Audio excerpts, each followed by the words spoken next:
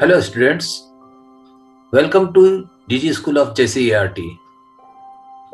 बच्चों, आज हम लोग द सॉलिटरी रिपर के नो न्यू वर्ड सेक्शन को देखेंगे और जानेंगे कि कौन कौन से नए वर्ड्स हमें सीखने हैं जिनके अर्थ हम लोगों को जानने चाहिए।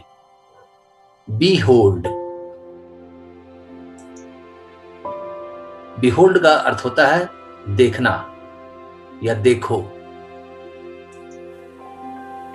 सॉलिटरी। सॉलिटरी का अर्थ होता है सिंगल, अलोन, जिसे हम लोग हिंदी में अकेली कहेंगे। चूंकि यहां पर लड़की की बात हो रही है इसलिए यह अकेली के संदर्भ में है। Highland lass. Highland lass, a girl who lives in the mountainous regions of Scotland।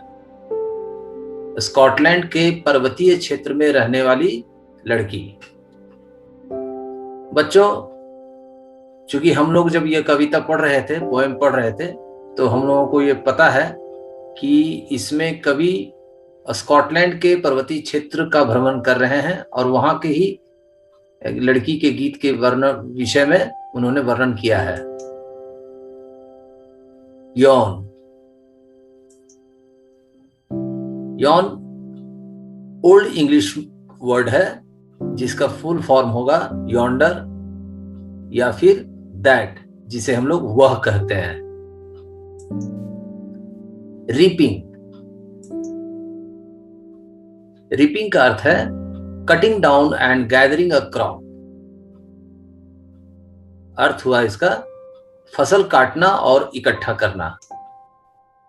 मेलंकोली strain, जिसे हम लोग सैड सॉन्ग भी कहते हैं, दर्द भरा गीत। Well profound. वेल प्रोफाउंड का अर्थ होता है डीप वैली, जिसे हम लोग गहरी या विशालकाय वैली कहते हैं या घाटी कहते हैं। बच्चों, वो जो लड़की थी जो दर्द भरा गीत गा रही थी, तो पूरे घाटी में उसके गीत गूंज रहे थे।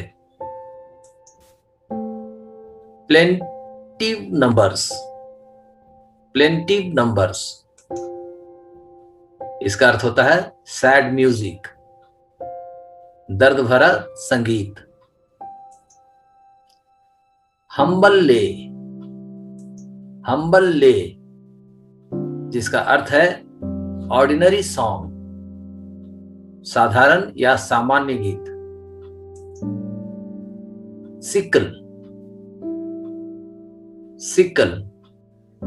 सिकल का अर्थ होता है हसुआ, जिसे हम लोग कहते हैं a farming tool used for cutting corn. हसुआ फसल काटने का एक औजार। बच्चों, चित्र में आप देख सकते हैं कि लड़की के हाथ में एक औजार है। इसी औजार को हम लोग सिकल कहते हैं।